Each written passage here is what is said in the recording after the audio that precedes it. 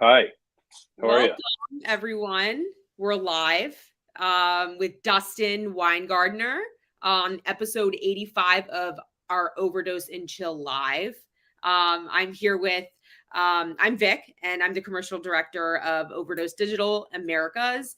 And today, my guest is actually a really exciting for me. A brand favorite of mine is Arvin Goods. And we're here with Dustin Winegardner. If you want to say hi, Dustin. Hi, how you doing? Thanks for having Good. me. Of course, thanks for joining us. Yeah. I first of all, tell us about what you do, who you are, and where you're at right now.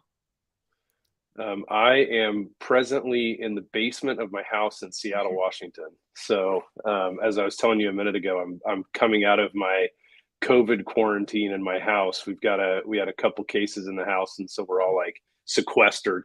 But in my normal days, I'm a co-founder of Arvin Goods, which is a brand based here in Seattle, and we make primarily socks. Our shtick basically is that everything we produce is either from a majority of recycled or organic materials. Primarily, we focus on the recycled side, but in some cases, we venture into organic as well to try to make higher quality product, lower impact. We started the brand about officially about 3 years ago. I came out of the business of doing private label manufacturing for a lot of retail and brand development, Mm-hmm. and was just realizing that there was what I felt was an open opportunity for these basic products using these lower impact materials. And I thought there was a lot of big companies doing a lot of like kind of big, high win, high dollar items, but nobody was really tackling these kind of simple, $15, $20 items. Totally. Very good point. Well, how did you kind of connect with your founder? Like, how did you guys sync on the idea together coming out of your last, Yeah. professional endeavor? So my co-founder is a guy named Harry Fricker, and he's a photographer, professional photographer by trade. And I was referred to him through a mutual friend, and he was doing some brand development work. So I ended up engaging him on kind of what originally was supposed to be a short-term contract to just help us create a brand around this material idea or this supply chain idea that we had.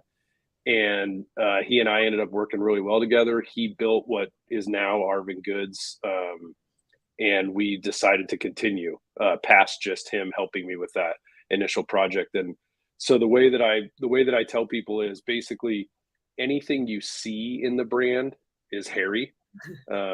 Photos, graphics, visuals, anything that represents us, and then everything kind of in the back end is me.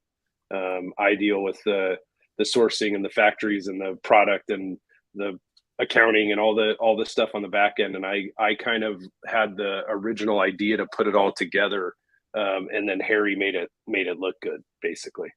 Well, you always need those two sides, right? You've got to have both have to have that sense of style and really agree, I think, on with the ethos of the brand. But it sounds like it's a good balance between that creative side and the must have, organizational, operational sourcing side. So Yeah, it's definitely we complement each other well for that's sure. Yeah, like a happy marriage, yeah. hopefully.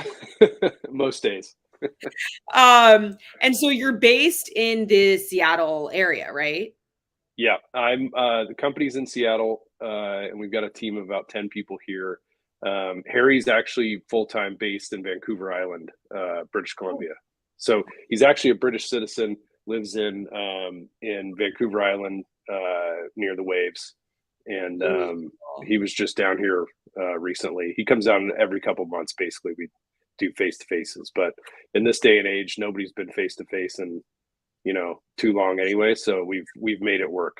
Well, yeah, it's funny because we as an agency, we have, we originated in sort of the APAC region and are making, and now we've grown through, acquisitions and stuff, and a huge presence now growing in the States. So we have a big team in Seattle. And I'm in okay. New York. So yeah, when I saw that you were also based in Seattle, I actually haven't been there yet. I'm planning to go this summer to meet some of the team members that I haven't met yet, which is feels like I know them so well, but it's definitely nice to have those face-to-faces every once in a while when you're, you want to see the person in the flesh that you've been talking to every day.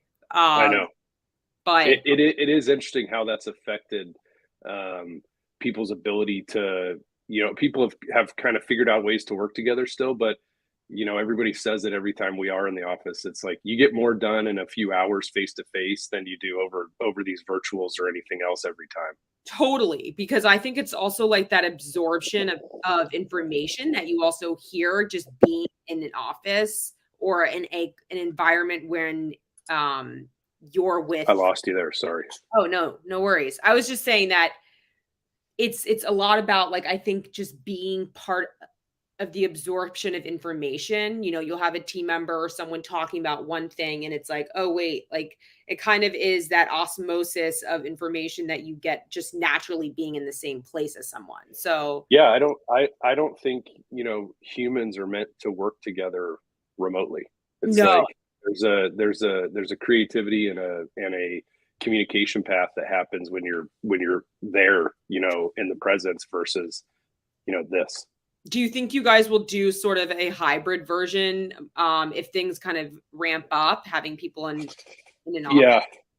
I think if I've learned anything through this, it's that there's certain roles in our business. There's physical samples. I mean, we develop products, so there's a point where someone has to be in the room next to the piece of the product you're making, and then there's another piece of it that becomes like, I think on the creative side a lot more that every creative has their own kind of process. So some of them, might not need to be in the office. So Right.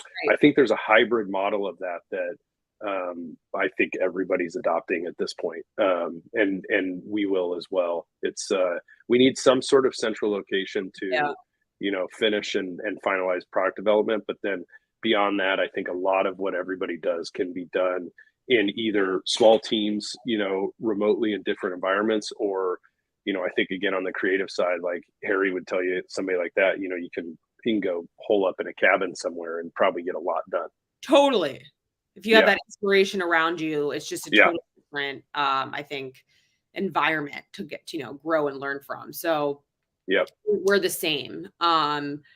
Especially, when you're connecting, I think, with brands and clients, it's always a level of a nice trust that has been established almost when you've met someone in person. It's almost like you have like a kinship to them now when you're like, like we actually had it's an added foundation of understanding. So I think it's, always nice to be face to face when possible, but the sales side of it, like the relationship building side of it though, is much more difficult. Like the for us, like, we, in hindsight, we couldn't have picked a worse time to start a brand. Like, yes, we came into a time when like e-com exploded, there was that part of it. But if you were a startup new brand at that time and you didn't have a lot of money to flood for marketing, right, you were kind of just there. And the traditional,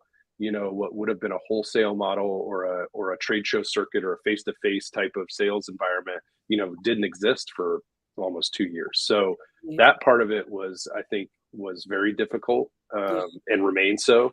And we're actually next month going to our first real like regional set of sort of mini trade shows that we've done with the brand since we, really put it out there. Wow.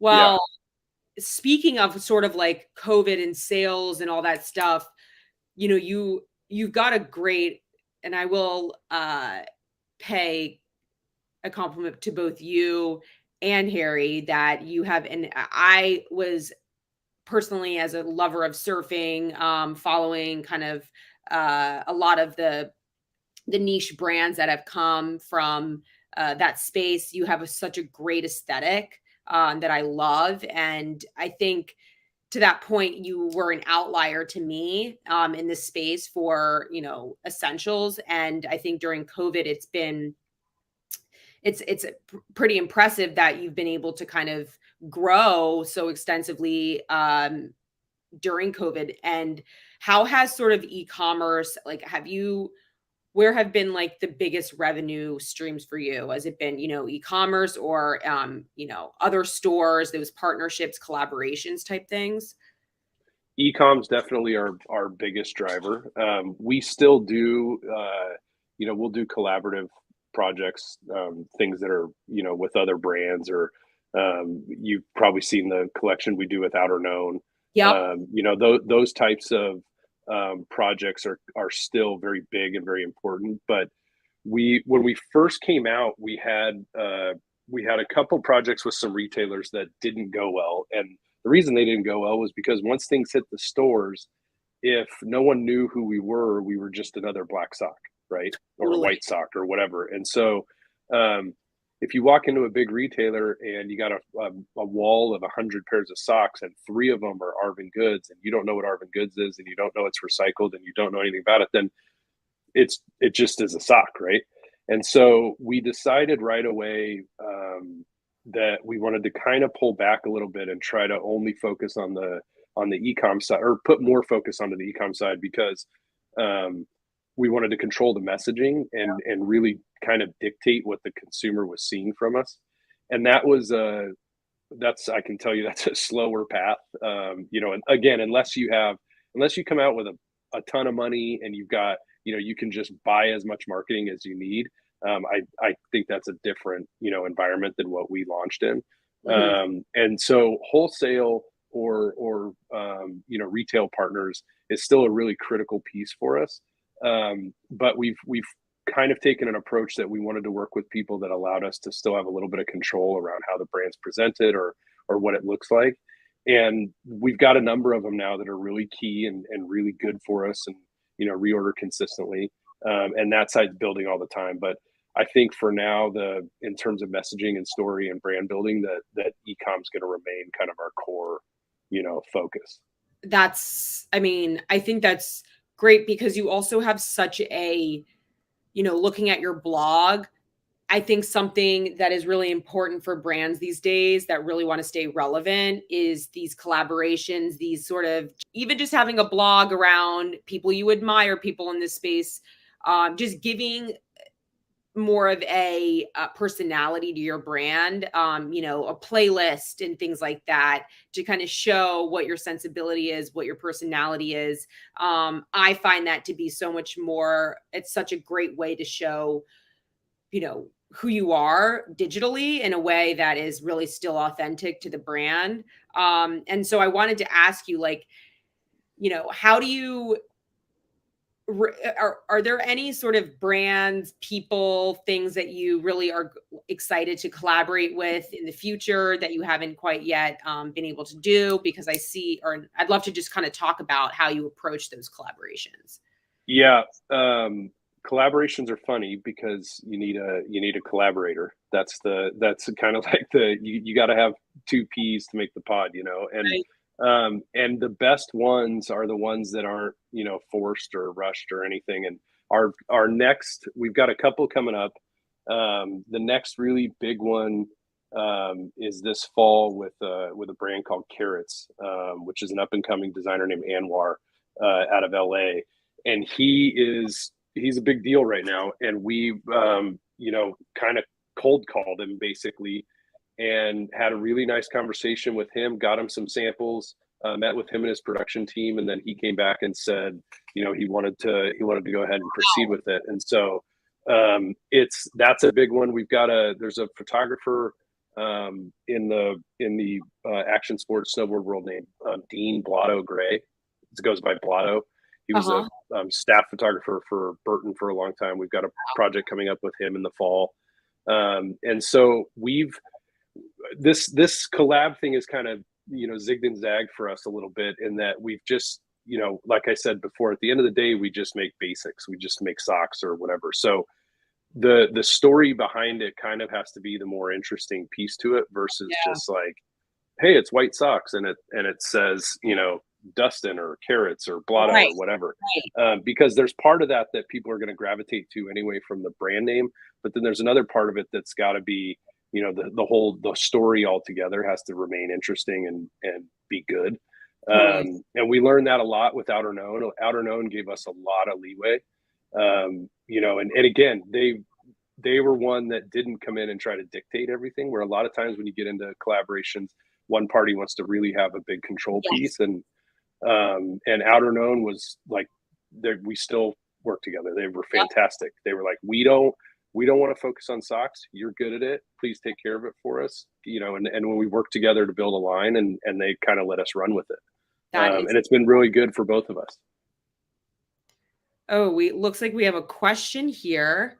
It says, what is the core brand value of Arvin Goods? What are the different differentiators between you and other brands in the vertical?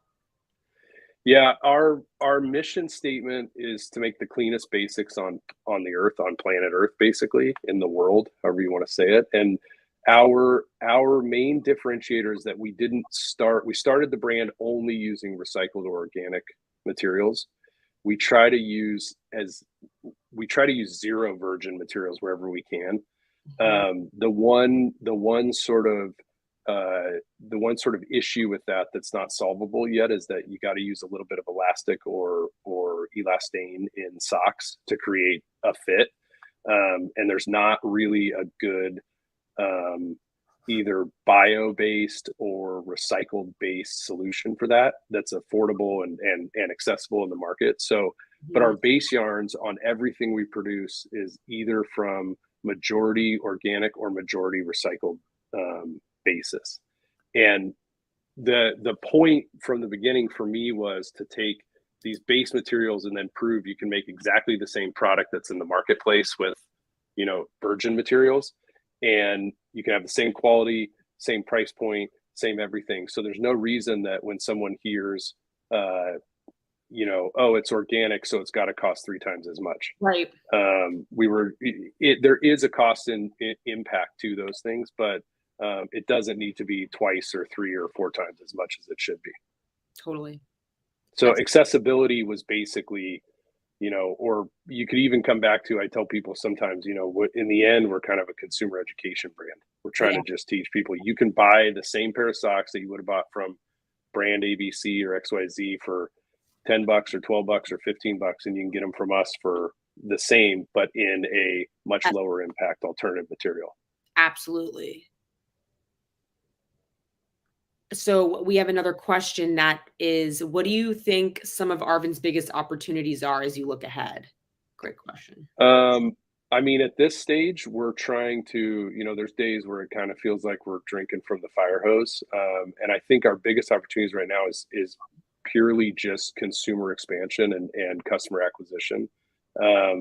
We're seeing a really positive returning customer rate, and it's taken us, 2+ years to get to the point where we've sort of like built a cycle of people coming in, buying, and then, coming back again when they think, oh, they want more.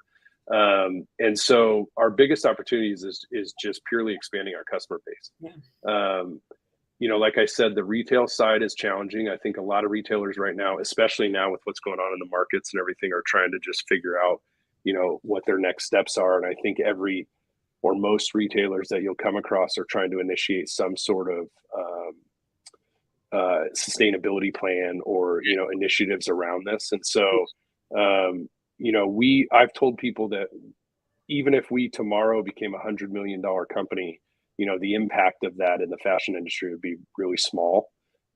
So we want to impact sort of the thinking process of the consumer and competitors or customers or retailers as much as we can going forward. And so where do you source your, like, where are your factory? Are they kind of global or Yeah, we are. So currently we produce product in China, Canada, and Japan. We're working on a US apparel program right now. most of our yarn, majority of the yarn is coming from Spain. We use a Mm, Spanish, there's a family owned Spanish recycling yarn mill, basically, that we source most of our base materials from. And then we have two programs that are plant dye and a hemp based. It's called AgriLoop. mhm. That those are both China based raw materials. That's And great. then we're about to onboard a Portuguese made sock partner. And I want to mention, like, in addition to these really cool socks, which I can't wait to get my first pair, and you have great headwear, beanies, things like that too. That I think sometimes, some of the best brands have started, not to say that you're trying to be more than, what your essentials are, but I think once something I've seen in this space, just work, speaking with brands and stuff, is you win the trust by, I think, a few really, really good products. And Yeah, then you have that trust, it's like you can grow that based on, where you feel inspired as a brand to be. more categories. Yeah, Exactly. yeah, and the we added beanies first because um, beanie beanie knitting and sock knitting is actually very similar. It's different Yeah. machines, but it's like, construction wise, it's almost exactly the same. And so it was really easy for us to take some of the materials that we were sourcing that would work with socks and just immediately put them into beanies. And people, our people are funny about covering their feet and their heads. So Yeah. it was an easy match, and then the headwear kind of expanded from there. But the idea was, as I said, trying to prove a price point, but also prove, like, you can take a material, most people don't even realize it, but like the material that might be in their shirt or their sweatshirt or their socks or their beanies or whatever, a lot of times the base material or the base yarn of that is all the same. Totally. There's different counts and different courses. There's different structures to it, but in general, you can take, we make most of our stuff with a 32 single yarn, and you can take that same yarn and produce a bunch of different things with it. That's so, and it kind of ties back to that thoughtful consumption, thoughtful production mentality of, like, use even the scraps or what you're not, you can make a use of everything. Nothing has to be totally uh, you know, Yeah, thrown out. we're we're uh, we're working towards, it's surprising to some people, but the it gets thrown around like zero waste or zero, zero carbon or zero whatever. There really isn't at this point. There's not really such a thing. Like, you can't really make this stuff and ship it around the world and do all these things and have zero impact. It's just it's not a realistic thing.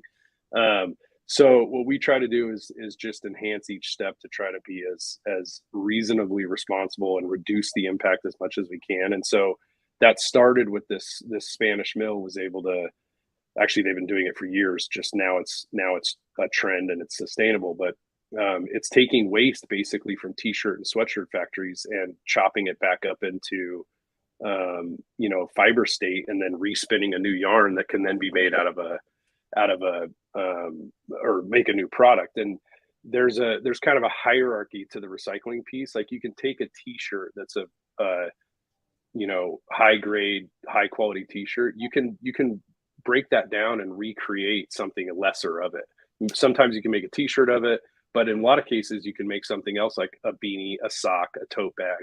So Yeah. there's sort of life after death for some of these products.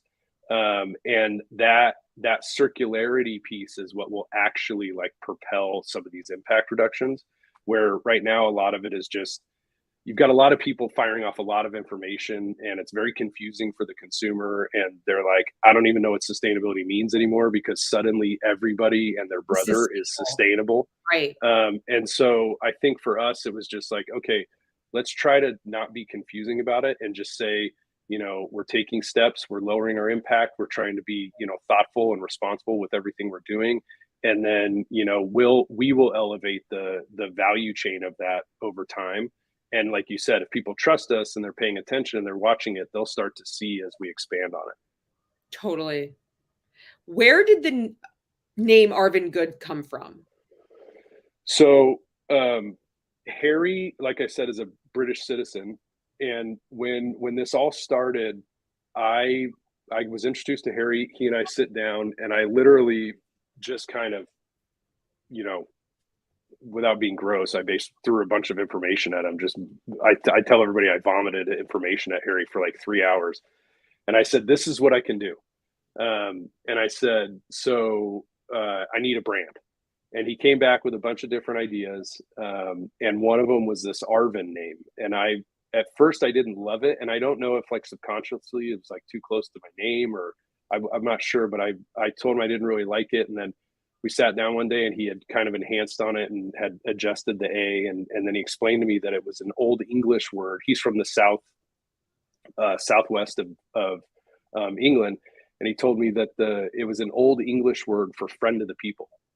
And I was like, oh, okay, now I like it now. And so he started to kind of expand on it, and there's been a number of people that have brought it up that it has something friendship, friend of the people. There's these, Oh, cool. yeah. So we decided to just go with that, and then we looked at Arvin, you know, Arvin Supply, Arvin Company, Arvin Goods, and we ended up going with Arvin Goods.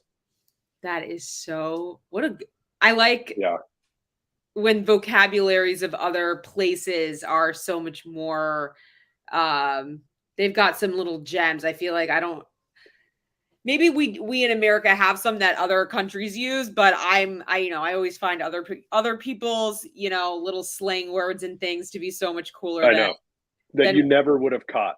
exactly. I know. I felt the same way.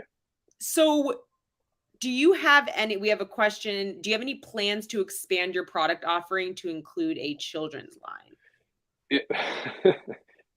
Jenny, that's a good question. Actually, it's one that we would love to do, but it's one of those that, like I referenced the fire hose earlier, trying to figure out how to do it. We have our moments of like figuring out how to market to the communities we know. Mm, And I have kids, and so we definitely do. I think that the mother as a consumer base for this type of messaging would be ideal. And we do want to. We just haven't, had the bandwidth or the ability yet to go there. But it's definitely something we want to do. that's awesome. How is your growth, by the way, going? Like, over like Well, considering our size, it's going very well. But if you looked at it from the perspective of what we're spending in terms of marketing or anything like that, it's slow compared to other sort of digitally native brands that came out firing. For the first 2 years, it was literally just me and Harry. And so we now have some people on the customer service side, That's and then great. we've got some folks on the design and product development side. And so it's expanding much quicker, and I am pretty confident that we're getting close to this moment of where it really starts to go, just because we can see sort of the expansion of our Yeah, like core customer base. But Harry and I as well, neither one of us would sit here and tell you that we're marketers at heart. So figuring that part out was really a challenge for us. totally. It's a Uh, tool. It's a very, you can say as an agency, not to bore anyone about just talking about, paid marketing and stuff, but it is a part of the business that is very separate. It's a very different methodology around e-commerce that a lot of, this is something that's great about Overdose is we do not just design and development, but also SEO, paid marketing and things. And it's actually really been super beneficial because in my experience in my previous experience, it's having to use many different service, agencies to help really grow often can lead to 3 or 4 different types of sort of engagements with different companies. And so when you're able to provide that as kind of a holistic approach as an agency, I think that's also we've seen that be really helpful because it really allows you to control not just the branding and the design, but for you to also know who's controlling, your marketing initiatives and things like that. Before doing this, I didn't know that the digital marketing sector was as sort of siloed as it is. Like you Yes, just said, I thought you just hired somebody and they bought some Facebook ads and exactly. somehow people land on your site and they buy a pair of socks, right? Like seems pretty simple. And then you start getting into it and you're like, well, you actually need someone to run social, and then you need someone to do affiliate, and then you need someone to do this, and then you need someone to do that. And I'm like, whoa. Yes. And then they're like, oh, iOS 14 just shot everything, out the window. You're like, So what? you can't do anything. So and it was one of those where it was like, okay, if we just went and got $1 million and spent it on marketing, what happens? And everyone's kind of like, it used to be you could throw $1 million at it and you'd get 2 million back in sales, but now it's a totally different scenario. You got to be much more sort of strategic about the customer you're talking to and how you want to engage them. Because also what I learned over all this is like, you don't want someone to buy one pair of socks and not come back, right? Because then if your cost of getting them to your site was a lot and they buy a $12 pair of socks, you wanted pretty much the lifetime value to be, yeah, we need them back again and again. So that was a good switch for Harry and I to realize, like, and the whole team, just to realize like the message around this becomes so much more important than the actual product. Yes. And when I tell people the product is kind of irrelevant, because it's not in this case, like it's a very key part of the story, but at the end of the day, like people get socks and they're going to buy socks either way. Right. Right. And it might be, it might be everything from like a really high end sock to they might just be a Target customer buying, 6 packs of Hanes or something. And so we got to find the ones in the middle that I guess care a little bit and want to be a part of something that's got some story to it and some value, and then hopefully expand on that. I always like to think of it a little bit as a sort of slow burn in that phase. Like it's not about pulling it out really quickly and really fast. It's like the slow burn of getting that customer.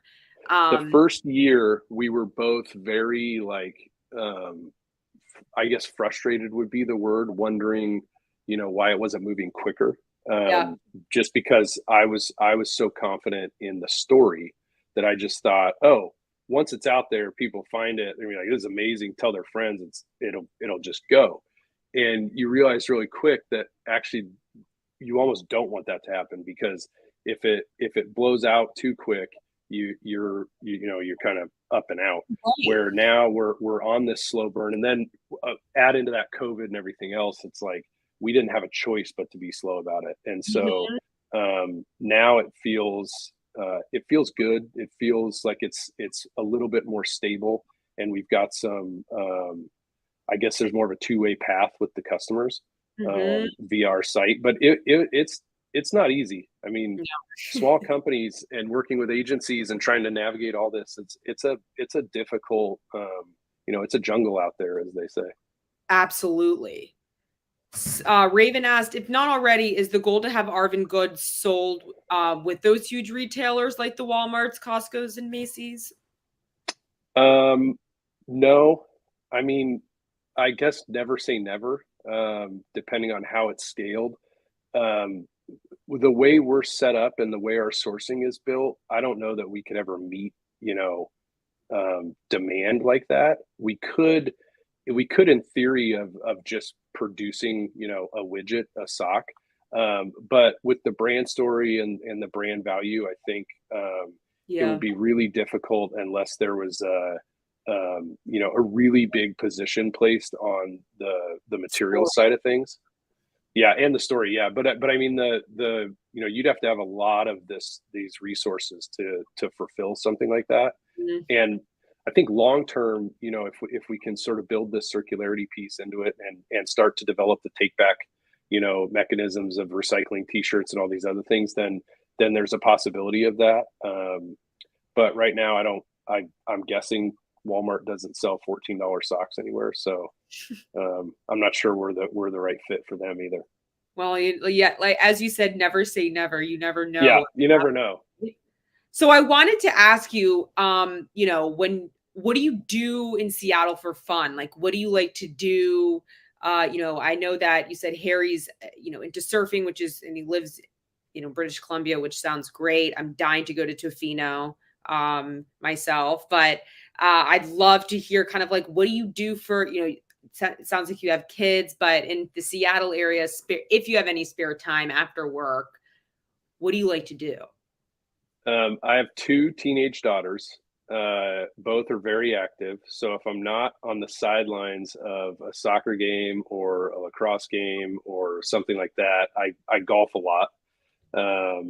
And my wife, I've got two dogs, so I walk the dogs a lot. We live not far from Lake Washington here in the city. So, but I would say at this stage in like my family's life and the kids' life, it's pretty occupied with duties related to pickups and drop offs and stuff like that. But golf is probably my go-to. Like when I have a couple extra hours on the weekend or in the evenings, that's where I go. That's I'm you're not you're not an outlier in that sense. Not anymore. No. And we don't market to golf, but I keep texting Harry how good our socks are. If you go walk 18 holes. So Yes. maybe next year we'll market to golfers. Why not? Yeah. Are you originally from the Seattle area? No, actually, I grew up in Durango, Colorado, Oh, which wow. is the southwest corner of the state of Colorado, so down by the Four Corners. And then I've been here in Seattle for 22 years, though. Wow. I went to college in Arizona, moved up here after I graduated. And are there any sort of brands that you really admire? Like where do you, personally, music or, some cultural things that really inspired you when you thought of Arvin? Yeah, I mean, Outer Known's one that Harry and I both are pretty passionate about. Another one that I guess I wouldn't say grew up on, but because I'm too old to have grown up on it, but one that I've been following kind of since their inception is the Hundreds, Yeah. and Bobby Hundreds, Yep. who has kind of come to fruition more as like a cultural advisor than a brand owner, really. But Yeah. I've always kind of paid attention to him, and I read his book, and now I've watched him kind of shift this whole thing into crypto, and really paid attention to how someone like him, I guess tries to shape his brand around his consumers and his community versus trying to force things on people. So I guess if I was picking one that like I really pay attention to, it'd probably be him. Really? Or I watch what they do. I think that they're very aware and cognizant of what's happening in the culture and in the community, and then they're trying to deliver for that. Yeah, I remember his book came out. Yeah, really, really kind of in that. I love that. I love when it doesn't have to be such a competition in this space. I think when Yeah. brands are able to collaborate and work together, it helps your audience growth, but it's also, like I said, it gives a taste of who you are as a company, what your sort of, um, like brands you like, things like that. And yeah, I think, again, Arvin is such a great, I love the brand. I love everything that you guys are doing. I think hope to see more of these cool blog posts and products coming out. Is there do you see your expansion of product happening sort of soon, or are you still kind of waiting on that? Yeah, we've been in development for a while on this collection that's U.S. made apparel, Wow. um, and it's 50% recycled, 50% organic. But there's been hiccups upon hiccups, and a lot of it's supply chain issues. It's everything you read about every day. So we are going to expand further into apparel. We're going to start with more of a more accessible organic material, and then I'm I'm pretty bullish on the hemp product that we're using. Mhm. It's like it's obviously, there's a trend right now around it, but it's hyper functional. Um, it's high performance. It's super good. It's comfortable. It's easy. It washes well. It's like there's so many variables to sustainability that I don't think people understand all the time. Right. Of it's not just using recycled material, organic material. It's like a lot of it has to do with how does it wear? How does it, does it need washed every time you wear it or every 3 times you wear it? And like, so there's a lot of variables to those types of things. And I'm pretty big on our access to some of these hemp materials and the developments that are happening in the back end of some of these things. Um, our challenge now is to tell those stories in a way that people get it and like it and gravitate to it. Totally. Well, I mean, the brands that you and the companies and the partners that you currently have seem to, I found out of you by way of just kind of like liking to search for small brands, but also on the Outer Known site. So, I mean, Hmm. like I said, having those partnerships and stuff, it sounds to me like I was very much drawn, I mean, personally to your brand, and it feels like having that buy-in from brands that you look up to is obviously such a great sense of recognition.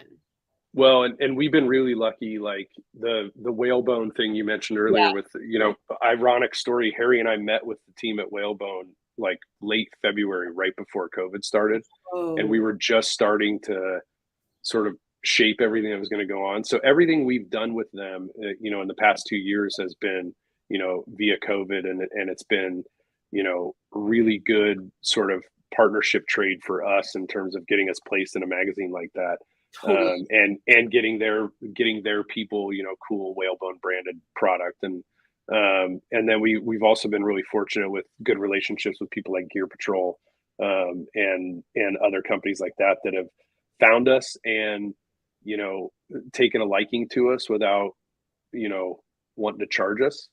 Right. That's the other thing in this world right now is like if you want to get somewhere, everything costs money, and Yes. and There's no the such the thing as a free the lunch. the placements, yeah, the placements you're seeing on Twitter or Instagram or anything are not they didn't just happen because Kim Kardashian got a pair of socks in the mail. So Right. um And when they yeah. do, you're like, wow, geez, because I used to be in the PR world. And that kind of in a way crushed a little bit of me to know so much of what I was reading wasn't, Yeah. you know, really authentic in certain Yeah. ways. And now I know when it is sort of a paid placement and stuff. So there's a lot of tricks that you have to know after being in that space about what it is exactly that you're reading, and if it's paid, it's got that, marketing push behind it to be top Yeah. of the page. Yeah.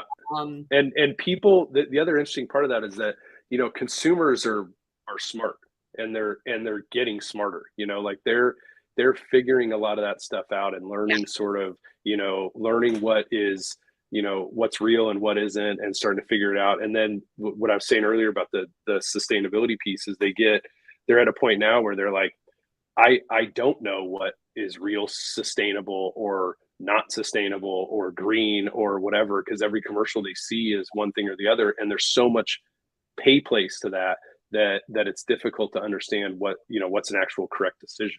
absolutely. And you think about that also when it comes to the way that food is marketed. Oh yeah. eh, eh, you know, uh, Something being cage free or free range, or there's all these terms.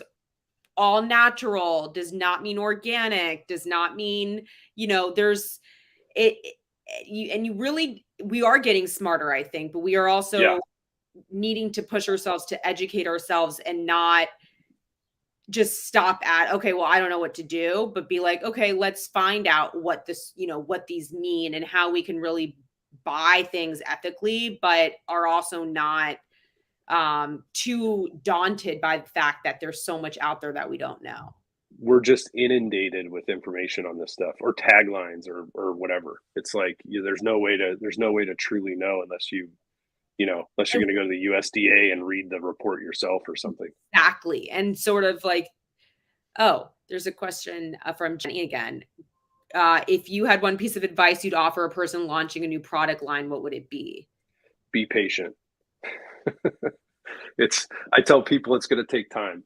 Like I said before, when you come out and you're in love with it and you think it's the most interesting thing, new thing, whatever it is, the reality is that even if it is, it's still going to take time. And so I Mhm. think most companies I know, or most brands I know, and a lot of it, if you don't let that early sort of um, level set, like, deflate you, then you'll be okay. But it's like everybody's got to come out and have some patience, because you only read the stories about the ones that like went zero to, $1 billion or whatever.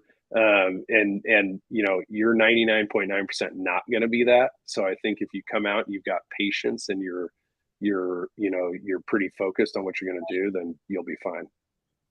It's a great question. Thanks, Jenny. Um, I'm trying to think if there's anything else. All I can really say is I am so excited for the growth that, I can feel like I've started to see more and more of you guys. Could be just the marketing ads following me around, which is fine. At least I'm still seeing it.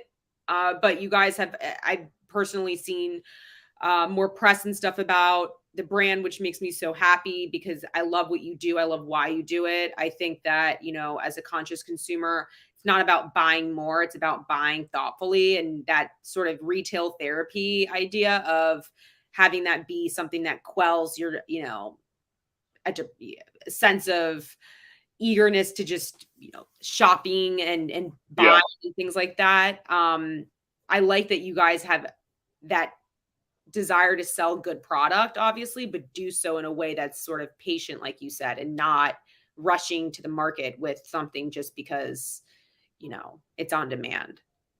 Yeah. I mean, we have, um, I mean, socks is a crowded space. It's like there's a lot of companies that make that product, and a lot of them are monstrous size companies. So but our I guess just from the get go, it was we wanted to make a really basic product that was really good quality at a affordable price. Hmm. And I feel like if we can maintain that and people, stick with it, then we'll evolve with our customers, and it'll kind of, sometimes it'll grow on its own.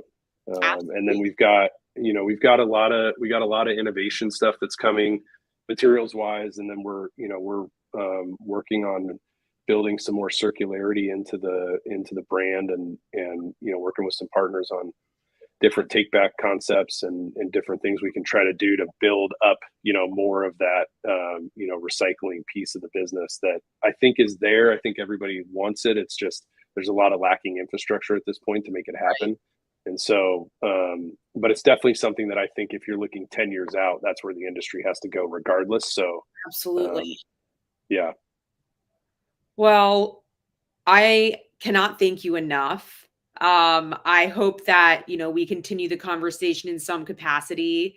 Um, Again, I look forward to all the success that you guys will definitely see. I can feel it. And yeah, we'll have to connect offline and talk more about Willbone and all that stuff because I'd love yeah, to sync on that. And it seems like we have a lot more connections than I realized. So yeah, super excited for you guys, and thank you again so much for your time. yeah. And yeah, if there's anything else you want to say before we sign off.